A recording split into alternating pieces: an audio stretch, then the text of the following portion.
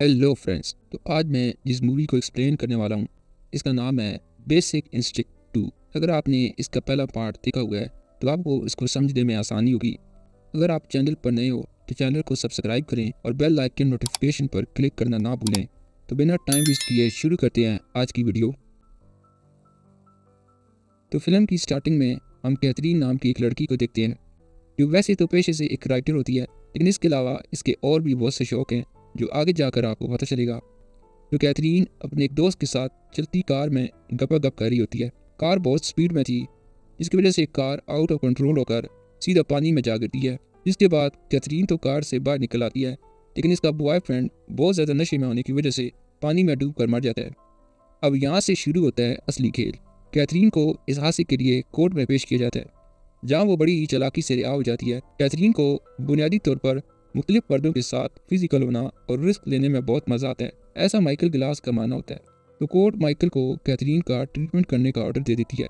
Michael Catherine के साथ therapy session लेता है जिसमें वो इससे कुछ सवालात वगैरह पूछते हैं, पर कैथरीन इन्हें अपनी अदाओं से लुभाती है और माइकल के साथ फिजिकल होना चाहती है। पर माइकल अपने किसी पेशेंट के साथ फिजिकल रिलेशनशिप नहीं रखना चाहते और वो ऐसा कर भी नहीं सकते क्योंकि वो लॉ के खिलाफ था, जिससे इनकी जॉब भी जा सकती थी। तो ऐसे में कैथरीन कुछ दिनों तक माइकल के साथ कोई कांटेक्ट नहीं करती, लेकिन अब माइकल को कैथरीन के ख्यालात आने शुरू होने लगते हैं क्योंकि कैथरीन बहुत ही ज़्यादा चालाक थी। वो अपने हुस्न से मर्दों को अपने काबू में करना खूब जानती थी। यहाँ पर मैं आपको ये बता दूँ कि माइकल की बीवी ने इसे छोड़कर किसी और मर्द के साथ रहती है, तो वो अब बिल्कुल अकेला है। तो एक शाम वो एक पार्टी में जाते हैं जहाँ माइकल कैथरीन को देखता है। कैथरीन माइकल के बॉस डॉक्टर जैकब के साथ आई हुई थी। पार्टी में कैथरीन माइकल को अपना लेटर रखने को देती है और अकेले में माइकल के साथ फिजिकल होने की कोशिश करती है, लेकिन माइकल कहता है कि तुम मेरी पेशेंट हो, इसलिए मैं तुम्हारे साथ कुछ भी नहीं कर सकता। इसके बाद माइकल की एक्स बीवी का कॉल आता है कि इसके बॉयफ्रेंड को किसी ने मार दिया है। तो माइकल जब वहाँ पहुँचता है तो वो इसी लेटर को देखता है जो कैथरीन ने इसे पार्टी में दिया था। तो वो ये देखकर हैरान हो जाता है और फिर लेटर को डस्टबिन में फेंक देता है। मगर इन्वेस्टिगेशन के दौरान वो लेटर डिटेक्टिव रॉय को वो मिल जाता है, जिस पर माइकल के फिंगरप्रिंट्स भी होते हैं। इस पर रॉय माइकल से कहता है कि मुझे पता है कि ये लेटर कैथरीन का है। अगले दिन कैथरीन माइकल को आकर कहती है कि मुझे तुमसे इलाज नहीं करवाना और तुम्हारा जितना भी बिल हुआ है मुझे बता देना, और ये कहकर वो वहाँ से चली जाती है। कैथरीन यहाँ पर लोगों के दिमागों से खेलती है। पहले तो वो माइकल के करीब आने की कोशिश करती थी, मगर अब इससे दूर जाती है। तो इसी चक्कर में माइकल इसी के बारे में सोचता रहता है।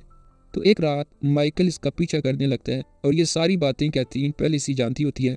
माइकल को लगता है कि कैथरीन बेकसूर है और वो देखता है कि कैथरीन किसी दूसरे मर्द के साथ फिजिकल हो रही है, जिसको देखकर माइकल जेलस फील करता है। अगले दिन डिटेक्टिव रॉय माइकल से कहता है कि वो कैथरीन से दूर रहे कि वो बहुत ज़्यादा चालाक औरत है, और बातों ही बातों में वो माइकल के एक पुराने केस की बात करते हैं जिसमें माइकल ने एक अपराधी को बचाया था जिसने अपनी गर्लफ्रेंड को मार दिया था, और माइकल इस केस को सीक्रेट रखना चाहता था। मगर अब माइकल की एक्स वाइफ ने ये बात रॉय को बता दी है। तो गुस्से में माइकल अपनी एक्स वाइफ के पास जाते हैं और कहते हैं कि तुम पागल हो गई हो कि तुमने ये बात रॉय को बता दी है। ये बात सुनकर इसकी वाइफ गुस्से से वहाँ से चली जाती है एक क्लब में जिसका माइकल पीछा करता है, लेकिन तभी वो देखता है कि इसकी वाइफ को किसी ने मार दिया है। तो इसके लिए डिटेक्टिव रॉय माइकल को जिम्मेदार ठहराता है और कहता है कि तुम्हारी बीवी और कैथरीन एक दूसरे को अच्छी से जानती थी। माइकल कैथरीन के घर जाता है जहाँ कैथरीन इसे नए नॉवल की कॉपी देती है। तो माइकल गुस्से में आकर कैथरीन को मारने की कोशिश करता है, लेकिन बाद में वो उसे छोड़ देता है। इसके बाद माइकल कैथरीन के दिए हुए नॉवल को पढ़ता है, जिससे इसे पता चलता है कि कैथरीन का अगला शिकार डॉक्टर मलीना है। तो माइकल फौरन इनके घर जाकर कहता है कि कैथरीन इनका कत्ल करने वाली है, पर इस बात से डॉक्टर मलीना को कोई फर्क नहीं पड़ता क्योंकि कैथरीन पहले ही इसी बार डॉक्टर के साथ मौजूद थी। फिर भी इसे पता चलता है कि माइकल के खिलाफ केस होने वाला है क्योंकि इसने अपनी पेशेंट के साथ फिजिकल रिलेशनशिप रखा था।